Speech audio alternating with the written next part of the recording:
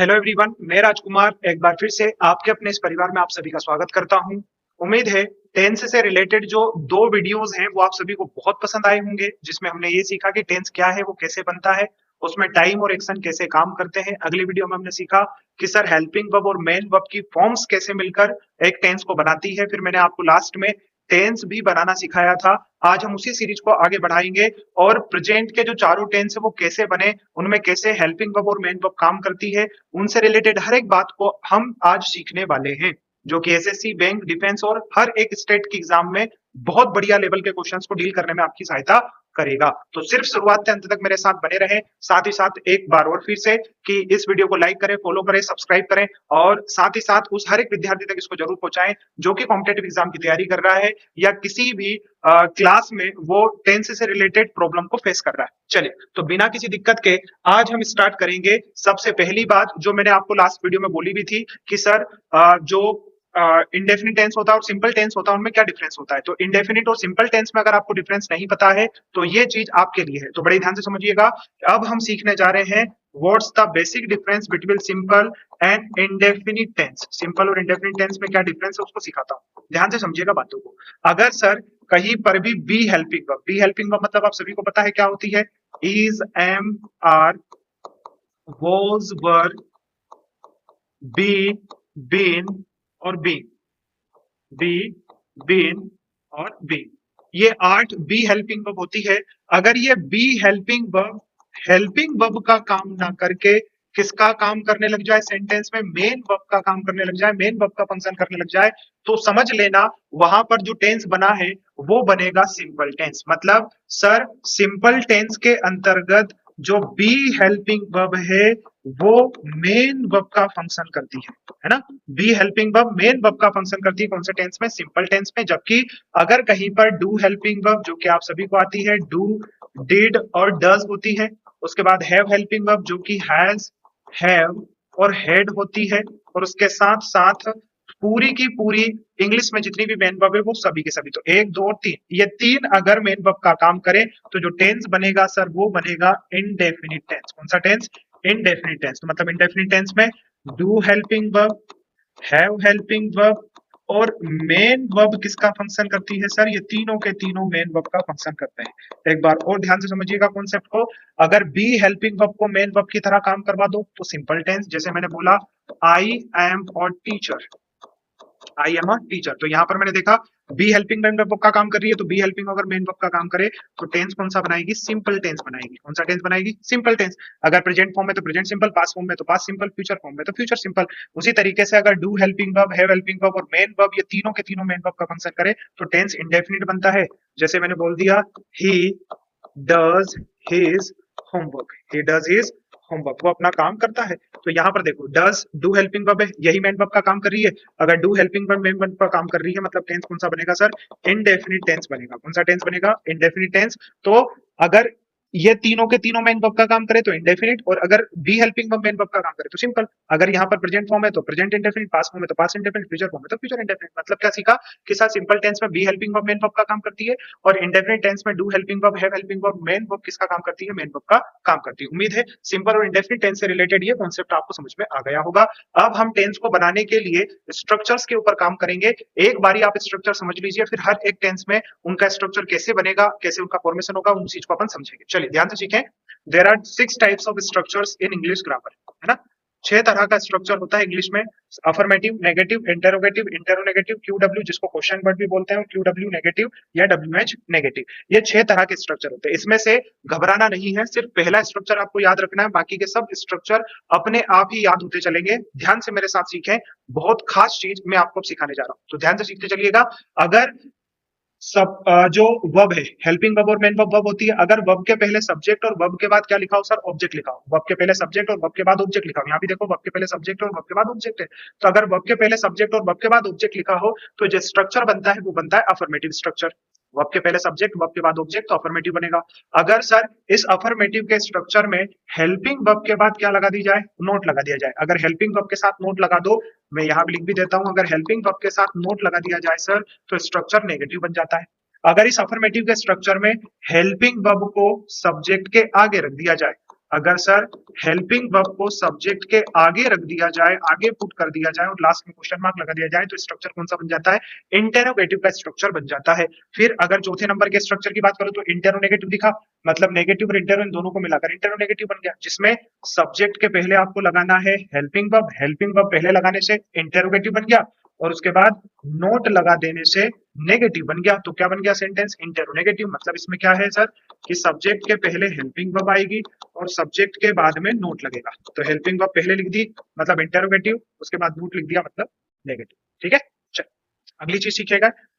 WH word positive और WH word negative बहुत आसान है। WH वर्ड है क्या सर? ऐसे वर्ड जो कि या तो W से स्टार्ट होते हैं या तो H से स्टार्ट होते हैं और क्वेश्चनिंग करने के काम आते हैं, उनको WH वर्ड कहा जाता है।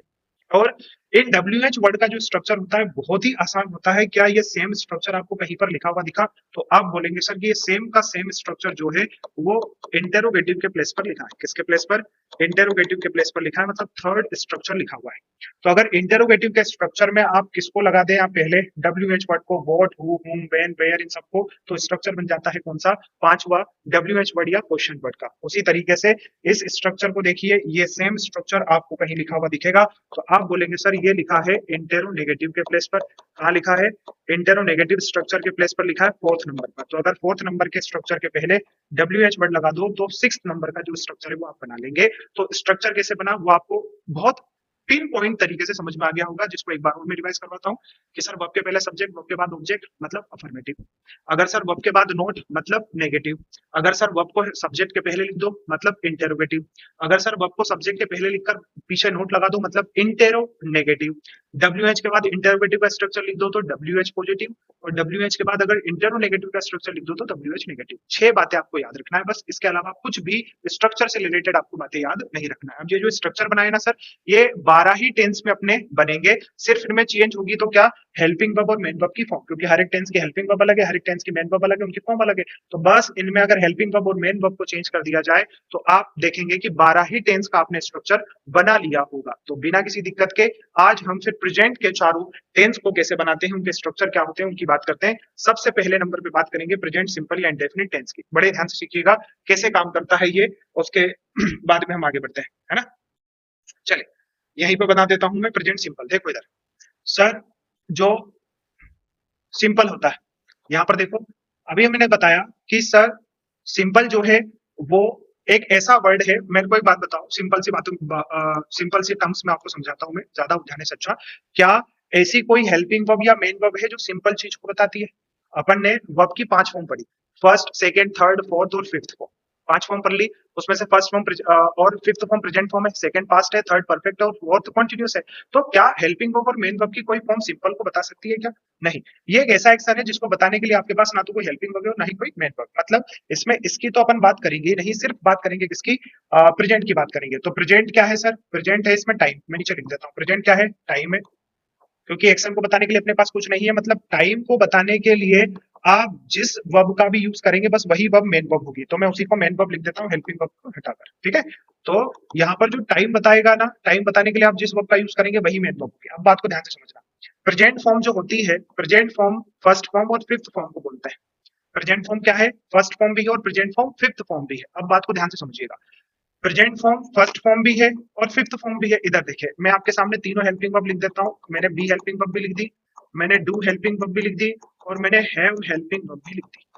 तीनों की तीनों फॉर्म मैंने आपके सामने लिख दी है, जिसमें बी हेल्पिंग वर्ब के बाद आप सभी को पता है आईएनजी मतलब फोर्थ फॉर्म आती है। डू हेल्पिंग वर्ब के साथ आपको पता है फर्स्ट फॉर्म आती है और हैव हेल्पिंग वर्ब के साथ भी आपको पता है थर्ड फॉर्म आती है। ये आप सभी को आता है, मैंने आपको इसको पढ़ा दिया है। तो ध्यान से सीखिएगा, यहाँ पर कौन सा टाइम है? प्रेजेंट टाइम, बताने के लिए फर्स्ट फॉर्म और फिफ्थ फॉर्म। तो अगर आपने कहीं पर मेन वर्ब की फर्स्ट फॉर्म को या मेन वर्ब की फिफ्थ फॉर्म को यूज कर दिया, मतलब जो टेंस बनेगा सर वो बनेगा कौन सा टेंस? वो बनेगा प्रेजेंट सिंपल टेंस। इसी कारण से प्रेजेंट सिंपल टेंस में मेन वर्ब की फर्स्ट फॉर्म या फिफ्थ फॉर्म लगती है, क्योंकि प्रेजेंट जो टाइम है वही मेन है और वही मेन है। तो उसको बताने के लिए आप मेन वर्ब के फर्स्ट फॉर्म या फिफ्थ फॉर्म का यूज करोगे। तो फर्स्ट फॉर्म और फिफ्थ फॉर्म का यूज करके हम कौन से टेंस को बताते हैं? प्रेजेंट सिंपल टेंस को। और बताते कैसे वो ध्यान से सीखिएगा। अगर मैं उसके स्ट्रक्चर की बात करूं तो मैं सिर्फ आपको 4 स्ट्रक्चर सिखाऊंगा। आप पहले स्ट्रक्चर की बात करो जिसमें सबसे पहले सब्जेक्ट होगा, सब्जेक्ट के बाद में इसमें हेल्पिंग वर्ब तो आती ही नहीं है, सीधा मेन वर्ब आएगी और मेन वर्ब की कौन सी फॉर्म? या तो फर्स्ट फॉर्म या तो मेन वर्ब की कौन सी फॉर्म सर? Fifth form. या तो मेन वर्ब की फर्स्ट फॉर्म आती है, या तो मेन वर्ब की फिफ्थ फॉर्म आती है, या तो फर्स्ट फॉर्म या तो फिफ्थ फॉर्म, है ना, या तो फर्स्ट फॉर्म आएगी या तो फिफ्थ फॉर्म आएगी। चलिए मेन वर्ब की फर्स्ट फॉर्म या फिफ्थ फॉर्म आएगी, फिर उसके बाद में क्या लगा देंगे आप, ऑब्जेक्ट लगा देंगे। अब आप सभी को पता है मेन वर्ब की फर्स्ट फॉर्म कैसी है, प्लूरल, और मेन वर्ब की फिफ्थ फॉर्म कैसी है, सिंगुलर। उसमें क्या लगा रहता है, एस या ईएस लगा रहता है। तो अगर सब्जेक्ट प्लूरल है तो फर्स्ट फॉर्म देना, अगर सब्जेक्ट सिंगुलर है तो फिफ्थ फॉर्म देना, सभी को पता है। सब्जेक्ट सिंगुलर तो वर्ब भी सिंगुलर, सब्जेक्ट प्लूरल तो वर्ब भी प्लूरल, अगर सब्जेक्ट प्लूरल है तो फर्स्ट फॉर्म, सब्जेक्ट सिंगुलर है तो फिफ्थ फॉर्म। ये अफर्मेटिव का स्ट्रक्चर बना। अब मुझे सर अफर्मेटिव से क्या बनाना है, नेगेटिव। अब नेगेटिव का स्ट्रक्चर बनाने के लिए आप सभी को पता है कि हेल्पिंग वर्ब के बाद नोट लगता ही लगता है, अभी मैंने आपको बताया। ये देखिए इधर, अगर सर आपको अफर्मेटिव से नेगेटिव बनाना है और वहां पर हेल्पिंग वर्ब ना दे रखी हो, तो अपने को तो नेगेटिव बनाने के लिए हेल्पिंग वर्ब चाहिए, हेल्पिंग वर्ब के बाद ही नोट लगाकर नेगेटिव बनता है। अब ध्यान से सीखिएगा, बस अगर ये बात आपको समझ में आ गई, मतलब स्ट्रक्चर बना लेंगे कैसे सर। सबसे पहले मैंने सब्जेक्ट लिखा, अब मुझे चाहिए सर हेल्पिंग वर्ब। अब मुझे हेल्पिंग वर्ब चाहिए क्योंकि उस हेल्पिंग वर्ब के बाद ही मैं फॉर्म को लिखूंगा। तो ध्यान से सीखिएगा, मेरे पास कितनी हेल्पिंग वर्ब है, तीन हेल्पिंग वर्ब है। सबसे पहले तो बी हेल्पिंग वर्ब है मेरे पास डू हेल्पिंग वर्ब भी है सर, और मेरे पास हैव हेल्पिंग वर्ब भी है सर। ये तीनों तरह की हेल्पिंग वर्ब मेरे पास है, जिसमें से बी के साथ आईएनजी मतलब फोर्थ फॉर्म लगता है, डू के साथ फर्स्ट फॉर्म लगता है, और जो हैव है उसके साथ थर्ड फॉर्म लगता है। अब बातों को ध्यान से सीखिएगा, ठीक है। अब अपने को हेल्पिंग वर्ब चाहिए। अब आप सभी को पता है कि फिफ्थ फॉर्म के साथ तो हेल्पिंग वर्ब आती ही नहीं है, फर्स्ट फॉर्म के साथ हेल्पिंग वर्ब आ सकती है। तो फर्स्ट फॉर्म के साथ कौन सी हेल्पिंग वर्ब आती है, डू। अब इस डू का अपने को कौन सा फॉर्म चाहिए सर, डू का चाहिए प्रेजेंट फॉर्म। तो डू के प्रेजेंट फॉर्म आप सभी को आते हैं, डू का प्रेजेंट फॉर्म एक तो डू होता है, और इसका फिफ्थ फॉर्म जो होता है वो डज होता है। ये भी प्रेजेंट फॉर्म है, ये भी प्रेजेंट फॉर्म है, ये फर्स्ट फॉर्म है और ये फिफ्थ फॉर्म है। तो अब यहाँ पर अपन किसका यूज करेंगे, डू और डज का। तो हेल्पिंग वर्ब के रूप में यहाँ पर यूज करेंगे सर डू और डज का, जिसमें डू कौन सी फॉर्म है, फर्स्ट फॉर्म, जो कि कैसी है, प्लूरल। तो प्लूरल सब्जेक्ट के साथ फर्स्ट फॉर्म लगेगी, और डज कैसी है सर, ये फिफ्थ फॉर्म है, और है कैसी, सिंगुलर। तो फिफ्थ फॉर्म के साथ क्या लगेगी, डज लगेगी। तो सब्जेक्ट के साथ डू डज लगाया, उसके बाद में आपको नोट लगाना है। अब डू डज के साथ में क्या लगता है, अभी मैंने बताया डू डज के साथ में मेन वर्ब की फर्स्ट फॉर्म लगती है, तो इसमें मेन वर्ब की फर्स्ट फॉर्म लगा दी। ये बन गया सर अफर्मेटिव से नेगेटिव। अब इसका इंटरवेटिव बनाना आसान है, डू डज को पहले लिख दीजिएगा बस। अब एक बार वो समझिएगा, मेन वर्ब की फर्स्ट फॉर्म और मेन वर्ब की फिफ्थ फॉर्म प्रेजेंट फॉर्म होती है, इसलिए अपन ने प्रेजेंट सिंपल में का यूज करा। जैसे नेगेटिव बनाना था सर, तो नेगेटिव बनाने के लिए मुझे हेल्पिंग वर्ब चाहिए थी। तो मैंने क्या करा, मेरे पास तीन हेल्पिंग वर्ब थी, डू, हैव और बी, जिसमें से सिर्फ डू हेल्पिंग वर्ब के साथ फर्स्ट फॉर्म आती है, फिफ्थ फॉर्म को छोटी, क्योंकि उसके साथ हेल्पिंग वर्ब नहीं आती, फर्स्ट फॉर्म के साथ आती है। फर्स्ट फॉर्म के साथ डू हेल्पिंग वर्ब आती है, उसका अपने को प्रेजेंट फॉर्म चाहिए था। प्रेजेंट फॉर्म कौन कौन, फर्स्ट फॉर्म और फिफ्थ फॉर्म। तो फर्स्ट फॉर्म भी लिखा, फिफ्थ फॉर्म भी लिखा, मामला खत्म हो गया। तो अगर सब्जेक्ट प्लूरल है तो फर्स्ट फॉर्म देना, अगर सब्जेक्ट सिंगुलर है तो फिफ्थ फॉर्म देना। यहाँ पर भी वही बात है, यहाँ पर भी वही बात है। और डू डज के साथ में मेन वर्ब की फर्स्ट फॉर्म आती है, इसलिए अपन ने उसको लिख दिया। इसका इंटरोगेटिव, इंटरोनेगेटिव सब चीज आप बना लेंगे। कैसे काम करता है, एग्जाम्पल के थ्रू अपन समझ लेते हैं। ये देखिए आपके सामने, देखो टेक्स्ट दिखा, क्या क्या मेन वर्ब की फिफ्थ फॉर्म है।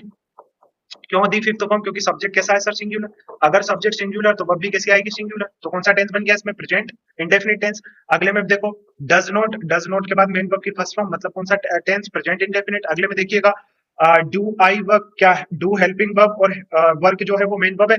डू के साथ में मेन वर्ब की फर्स्ट फॉर्म मतलब प्रेजेंट इंडेफिनिट। अगले में दे डू, क्या यही मेन वर्ब है, क्योंकि सम्स तो सर ऑब्जेक्ट है। ये मेन वर्ब की कौन सी फॉर्म है, फर्स्ट फॉर्म। और अगर मेन वर्ब की फर्स्ट फॉर्म है तो भी टेंस कौन सा, प्रेजेंट इंडेफिनिट। तो इन चारों टेंस सेंटेंसेस में जो टेंस था वो था प्रेजेंट इंडेफिनिट, क्योंकि इनमें या तो मेन वर्ब की फर्स्ट फॉर्म यूज हुई थी, या तो मेन वर्ब की फिफ्थ फॉर्म, या तो डू डज के साथ में मेन वर्ब की फर्स्ट फॉर्म। तो इस तरीके से आपने टेंस को आइडेंटिफाई करना सीख लिया कि किस तरीके से डू डज के साथ फर्स्ट फॉर्म आती है, तो प्रेजेंट सिंपल टेंस बनता है। अब हम बात करेंगे प्रेजेंट कॉन्टिन्यूस टेंस की, बड़े ध्यान से सीखिएगा प्रेजेंट कॉन्टिन्यूस टेंस को कि कैसे बनता है, ठीक है। चल बहुत ही ध्यान से सीखिएगा सर। मैं यहां पर लिखता हूं, ये लिखा मैंने प्रेजेंट, ये लिखा मैंने कॉन्टिन्यूअस, ये लिखा मैंने टेंस। ऐसा करते हैं, अगली स्लाइड पर काम कर लेते हैं, यहाँ लिख लेते हैं। ये लिखा मैंने प्रेजेंट कॉन्टिन्यूअस टेंस। चलिए आप सभी को पता है प्रेजेंट होता है टाइम, कॉन्टिन्यूअस होता है एक्शन। प्रेजेंट टाइम में कॉन्टिन्यूअस एक्शन का होना ही प्रेजेंट कॉन्टिन्यूअस टेंस है, ठीक है सर। टाइम को बताती है कौन, टाइम को बताती है हेल्पिंग वर्ब, और एक्शन को बताती है मेन वर्ब। मेन वर्ब की किस फॉर्म को कॉन्टिन्यूअस फॉर्म बोलते हैं, तो आप सभी बोलेंगे सर मेन वर्ब की फोर्थ फॉर्म को, मतलब फर्स्ट फॉर्म में क्या लगाने पर, आईएनजी लगाने पर फोर्थ फॉर्म बनती है, तो मेन वर्ब की फोर्थ फॉर्म को आप कॉन्टिन्यूअस बोलेंगे, ठीक है सर। चलिए अगली बात करी मैंने, अब मुझे मेन वर्ब की फोर्थ फॉर्म की बात करना है। तो आप सभी को पता है कि बी हेल्पिंग वर्ब के बाद ही हमेशा हमेशा मेन वर्ब की कौन सी फॉर्म आती है, फोर्थ फॉर्म आती है। मेन वर्ब की फोर्थ फॉर्म किसके साथ आती है, तो मेन वर्ब की फोर्थ फॉर्म हमेशा बी हेल्पिंग वर्ब के साथ आती है। और बी हेल्पिंग वर्ब कौन होती है सर, मैं आपके सामने लिख देता हूं। बी हेल्पिंग वर्ब, चलो फॉर्म वाइज ही लिखते हैं ताकि आपको क्लियर समझ में आ जाए। पहली फॉर्म होती है be am are, second form होती है वॉज वर, थर्ड फॉर्म होती है बीन, फोर्थ फॉर्म होती है बीइंग और फिफ्थ फॉर्म होती है इज। अगर ये नहीं पता है तो पहले वाली वीडियो जाके जरूर देखें आप, है ना। और अगर वीडियो पसंद आ रहा है तो चैनल को सब्सक्राइब करें और हर जगह पहुंचा दें इस वीडियो को, ताकि हर एक छात्र के पास ये चीजें समझने के लिए कोई दिक्कत ना हो कि टेंस क्या होता है, वो कैसे काम करता है। तो ये फर्स्ट फॉर्म है ना, ये अपनी सेकंड फॉर्म है, ये अपनी थर्ड फॉर्म है, ये जो बीइंग है ये अपनी फोर्थ फॉर्म है और जो इज है ये अपनी फिफ्थ फॉर्म है। अब देखिए सर, मुझे कौन सी फॉर्म चाहिए? Present form. प्रेजेंट फॉर्म मतलब फर्स्ट फॉर्म और फिफ्थ फॉर्म। तो फर्स्ट फॉर्म कौन उठाऊंगा? एम आर, क्योंकि ये तो हेल्पिंग वर्ब की तरह काम ही नहीं करती है। और फिफ्थ फॉर्म कौन उठाऊंगा? इज। तो क्या बन गया? Is am are. तो यहाँ पर इज एम आर काम करेगा हेल्पिंग वर्ब के रूप में। इज कौन सी फॉर्म है? तो आप बोलेंगे सर फिफ्थ फॉर्म मतलब कैसी? सिंगुलर। एम आर कौन सी फॉर्म है सर? फर्स्ट फॉर्म मतलब कैसी? प्लूरल। तो यहाँ से आपने सीख लिया कि इज लगता है सिंगुलर सब्जेक्ट के साथ, एम लगता है प्लूरल सब्जेक्ट के साथ। उसके साथ मेन वर्ब की फर्स्ट फॉर्म लगती है, इसके बाद में ऑब्जेक्ट लगा दीजिए, इसके पहले सब्जेक्ट लगा दीजिए, ये बन गया स्ट्रक्चर अपना। ठीक है, तो जब सब्जेक्ट के साथ इज एम आर और इज एम आर के साथ आईएनजी फॉर्म आए, मतलब कौन सा टेंस बन जाता है? प्रेजेंट कंटीन्यूअस टेंस बन जाता है। उम्मीद है वीडियो आपको बहुत अच्छे तरीके से समझ में आ रहा होगा। टेंस इस तरीके से आपने कभी अपने जीवन में नहीं पढ़ा होगा जिस तरीके से आप मुझसे यहाँ पर सीख रहे हैं, पढ़ रहे हैं, है ना। तो इस तरह की वीडियो अगर आप चाहते हैं कि डेली आते रहे तो जरूर कमेंट बॉक्स में प्रतिक्रिया दें, क्योंकि आपका जो कमेंट है वो टीचर के रूप में बहुत ज्यादा हमें प्रोत्साहित करता है, कॉन्फिडेंस देता है और एंथुसियाज्म के साथ काम करने के लिए प्रेरित करता है। तो इस प्रयास के लिए आप जरूर एक प्यारा सा कमेंट कमेंट बॉक्स में जल्दी से लिखिएगा। अगर आपको ये स्ट्रक्चर समझ में आ गया है तो भी बताएं आप कि जर सब जब सब्जेक्ट के साथ में इजमार और इजमार के साथ में मेन वर्ब की आईएनजी फॉर्म लिख दी जाए तो प्रेजेंट कंटीन्यूअस टेंस बनता है, जैसा हम यहाँ पर देख रहे हैं। यहाँ पर देखो, इजमार के साथ आईएनजी मतलब प्रेजेंट कंटीन्यूअस। यहाँ पर देखें आप, इजमार के साथ आईएनजी मतलब प्रेजेंट कंटीन्यूअस। यहाँ पर देखें आप, इजमार के साथ आईएनजी मतलब प्रेजेंट कंटीन्यूअस। चीजें समझ में आ रही है क्या? तो जब भी इज एम आर के साथ आईएनजी फॉर्म आता है तो प्रेजेंट कंटीन्यूअस टेंस आता है। अब अगर मैं पास्ट फॉर्म लिख देता, इधर देख लीजिए, अगर मैं पास्ट फॉर्म लिख देता, पास्ट फॉर्म कौन है सर? वोज वर। तो अगर वोज वर के साथ आईएनजी लिख दूंगा तो पास्ट कंटीन्यूअस बन जाएगा, जिसको आगे चल के अपन सीखेंगे भी। ठीक है, चलिए। तो प्रेजेंट परफेक्ट अगर प्रेजेंट कंटीन्यूअस समझ में आ गया तो प्रेजेंट परफेक्ट की बात करेंगे बिना किसी देरी के। बिल्कुल। अब अपन सीखते हैं कि सर जो प्रेजेंट परफेक्ट टेंस है वो कैसे बनता है। प्रेजेंट परफेक्ट टेंस की मैं बात करूं तो आप सभी को दिख रहा है प्रेजेंट इसमें क्या है सर? टाइम है। परफेक्ट क्या है? इसमें एक्शन है। Time plus action is equal to tense बनता है। टाइम बताएगी सर हेल्पिंग वर्ब, एक्शन बताएगी sir main verb. Main verb की कौन सी फॉर्म परफेक्ट होती है? तो मेन वर्ब की थर्ड फॉर्म को परफेक्ट बोला जाता है। और वो जो मेन वर्ब की थर्ड फॉर्म है वो आप सभी को पता है हैव हेल्पिंग वर्ब के साथ आती है। हैव हेल्पिंग वर्ब के साथ ही थर्ड फॉर्म आती है। हैव हेल्पिंग वर्ब की मैं बात कर लेता हूं तो इसकी फर्स्ट फॉर्म है सर हैव, सेकंड फॉर्म है इसकी हैड, थर्ड फॉर्म भी है इसकी हैड, फोर्थ फॉर्म होती है इसकी सर हैविंग और फिफ्थ फॉर्म होती है सर इसकी हैज। ये इसकी फर्स्ट फॉर्म, ये इसकी फिफ्थ फॉर्म। क्या फर्स्ट फॉर्म और फिफ्थ फॉर्म को प्रेजेंट फॉर्म बोलते हैं? तो बस इन दोनों को उठा के यहाँ पर लेके आ जाइए, क्योंकि अपने को प्रेजेंट फॉर्म की जरूरत है। तो प्रेजेंट फॉर्म कौन होती है? एक होती है सर हैव, एक होती है सर हैज। हैव कौन सी फॉर्म है? फर्स्ट फॉर्म मतलब कैसी? प्लूरल। तो सब्जेक्ट कौन सा? प्लूरल। फिफ्थ हैज कौन सी फॉर्म है सर? फिफ्थ मतलब कैसी? सिंगुलर। तो सब्जेक्ट भी कैसा? सिंगुलर। तो इसके पहले सब्जेक्ट लगा दीजिए, अगर सब्जेक्ट प्लूरल है तो ये वाली फॉर्म, सब्जेक्ट सिंगुलर तो ये वाली फॉर्म, मेन वर्ब की थर्ड फॉर्म, उसके बाद ऑब्जेक्ट अदर में लिख दीजिए। बहुत ही आसान तरीके से समझ में आ जाएगा कि प्रेजेंट परफेक्ट टेंस कैसे बनेगा, जिसमें सब्जेक्ट के साथ प्रेजेंट मतलब हैज है, परफेक्ट मतलब मेन वर्ब की थर्ड फॉर्म का यूज किया जाता है। बस इसी बात को अब देखो, अगर यहाँ पे मैं पास्ट फॉर्म लगा देता, सेकंड फॉर्म मतलब हेड के साथ अगर लिख दूं तो पास्ट परफेक्ट हो जाएगा। आगे चल के उसको भी सीख लेंगे। एग्जांपल देख लीजिए इधर, this is the first time I have. Have के साथ मेन वर्ब की थर्ड फॉर्म, हैव के साथ थर्ड फॉर्म मतलब प्रेजेंट परफेक्ट। यहाँ पर देखें आई हैव आस्क्ड, हैव के साथ थर्ड फॉर्म मतलब प्रेजेंट परफेक्ट। यहाँ पर देखें आप, हैज के साथ मेन वर्ब की थर्ड फॉर्म मतलब present perfect. Read read read, देखो subject singular verb singular, subject plural verb plural, subject plural verb plural. उम्मीद है चीजें आपको समझ में आ गई होगी कि इन तीनों सेंटेंसेस में जो टेंस है वो प्रेजेंट परफेक्ट टेंस है, क्योंकि हैज हैव के साथ में मेन वर्ब की कौन सी फॉर्म लगी है सर? थर्ड फॉर्म लगी है। ठीक है, चलिए बिना किसी देरी के आज के लास्ट जो टेंस है उसकी बात कर लेते हैं, that is present perfect continuous tense. इसको बनाना सीखना, क्योंकि परफेक्ट कंटीन्यूअस टेंस बहुत खास होता है। अब इसको मैं बहुत व्यवस्थित पैरामीटर पर आपको सिखाता हूं कि प्रेजेंट परफेक्ट कंटीन्यूअस टेंस आखिरकार बनता कैसे है। ध्यान से सीखिएगा बातों को। प्रेजेंट क्या है सर? टाइम। परफेक्ट क्या है सर? एक्शन। कॉन्टिन्यूस भी क्या है सर? एक्शन। मतलब इसमें टाइम के साथ कितने एक्शन हो रहे हैं? दो। तो टाइम के साथ दो एक्शन से कौन सा टेंस बन गया? प्रेजेंट परफेक्ट कॉन्टिन्यूस टेंस बन गया। आप सभी को पता है सर, एक्शन को बताती है मेन वर्ब। एक्शन को कौन बताती है? एक्शन को मेन वर्ब बताती है। ठीक है सर, एक्शन को मेन वर्ब बताती है। टाइम को कौन बताएगी? टाइम को हेल्पिंग वर्ब बताएगी। तो helping verb main verb main verb. अब देखो इधर, जब भी किसी सेंटेंस में हेल्पिंग वर्ब और मेन वर्ब के बीच में भी मेन वर्ब आए ना, तो एक्चुअल में वो मेन वर्ब ना होकर सपोर्टिंग वर्ब होती है। कुल मिला के ऐसा भी समझ सकते हो, मतलब मान लो अगर किसी जगह पर 3 वर्ड्स में वर्ब लिखी है, अगर 2 वर्ड में लिखी है तो हेल्पिंग वर्ब मेन वर्ब होगी, अगर 3 वर्ड में लिखी है तो हेल्पिंग वर्ब, सपोर्टिंग वर्ब और मेन वर्ब होगी, अगर 4 वर्ड में लिखी है सर तो हेल्पिंग वर्ब के बाद 2 सपोर्टिंग वर्ब आएगी और उसके बाद मेन वर्ब आएगी।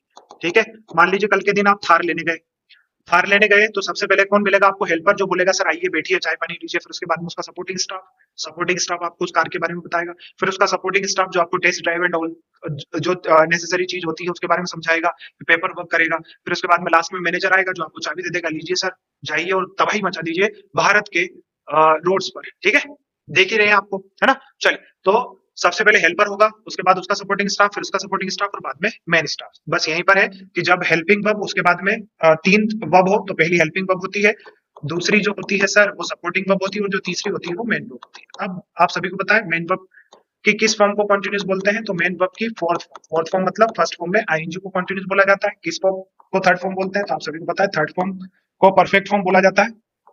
जो परफेक्ट फॉर्म है वो थर्ड फॉर्म होती है, जो कॉन्टिन्यूस फॉर्म है वो आईएनजी होती है। फिर उसके साथ में मेरे को चाहिए एक हेल्पिंग वर्ब। अब मैं काम करता हूँ सर, सबसे पहले यहाँ से स्टार्ट करो। ऐसी हेल्पिंग वर्ब चाहिए जिसमें 2 खासियत हो, एक खासियत वो प्रेजेंट फॉर्म में होनी चाहिए और दूसरी खासियत उसके बाद थर्ड फॉर्म आनी चाहिए। आप सभी को पता है कि हैव हेल्पिंग वर्ब के साथ में ही हमेशा मेन वर्ब की कौन सी फॉर्म आती है? थर्ड फॉर्म आती है। जब हैव हेल्पिंग वर्ब लिखा हो तो उस हैव हेल्पिंग वर्ब के बाद ही मेन वर्ब की क्या आती है? थर्ड फॉर्म आती है। तो हैव हेल्पिंग वर्ब के साथ थर्ड फॉर्म आएगी, तो थर्ड फॉर्म है तो यहाँ पर कौन सी वर्ब लिखेगी? Have helping verb. Have helping verb कौन सी है? Present form. अभी मैंने आपको बताया कि हैज और हैव ये हैव हेल्पिंग वर्ब की प्रेजेंट फॉर्म है। फिर उसके बाद में क्या चाहिए अपने को? Supporting verb. अब देखो सपोर्टिंग वर्ब ऐसी चाहिए सर जो पहली बात तो थर्ड फॉर्म में हो, दूसरी बात जिसके साथ क्या है? आईएनजी आए। तो आप सभी को पता है कि बी हेल्पिंग वर्ब के साथ ही हमेशा आईएनजी आता है और बी हेल्पिंग वर्ब का कौन सा फॉर्म चाहिए? Third form. और बी हेल्पिंग वर्ब का थर्ड फॉर्म आप सभी को आता है, क्या होता है? बीन होता है। और यहाँ पर लिख दिया फिर मैंने मेन वर्ब की फर्स्ट फॉर्म में आईएनजी। ठीक है, प्रेजेंट बताएगा हैज हैव, परफेक्ट बताएगा बीन और कॉन्टिन्यूस बताएगा मेन वर्ब की फर्स्ट फॉर्म में आईएनजी। ये लगा दिया इसके पहले सब्जेक्ट, ये लगा दिया इसके बाद ऑब्जेक्ट अदर वर्ड और लास्ट में आप सभी को पता है इसमें टाइम बताने के लिए सिंस फॉर भी आता है। सिंस जो पॉइंट ऑफ टाइम को बताता है, फॉर जो पीरियड ऑफ टाइम को बताता है और बताते हैं टाइम को, तो उसके बाद टाइम लिख दिया। ये इसका स्ट्रक्चर बन गया। इसमें यहाँ पर नोट लगा देना तो नेगेटिव, यहाँ पर हेल्पिंग वर्ब को आगे रख देना तो इंटरोगेटिव, हेल्पिंग वर्ब को आगे लिखकर सब्जेक्ट के बाद नोट लगा देना तो इंटरोगेटिव। चीजें बहुत बढ़िया तरीके से आपको समझ में आई होगी, जिसमें हमने देखा कि has have, present, been, perfect और आईएनजी जो फॉर्म है वो कंटीन्यूअस टेंस को बता रही है। टाइम बताने के कारण इसमें सिंस और फॉर का भी यूज करके देखिए। एग्जांपल से हम सीखते हैं। देखो subject has have, been, main verb first form ING, time को बताने के लिए सिंस और फॉर का यूज। देखो लास्ट मंडे है, फिक्स टाइम में सिंस का यूज कर दो। अगले में subject has have, been, has have के साथ देखो यहाँ पर अब नहीं आया, ये सीन नहीं है, बीन है, बीन स्टैंडिंग, है ना।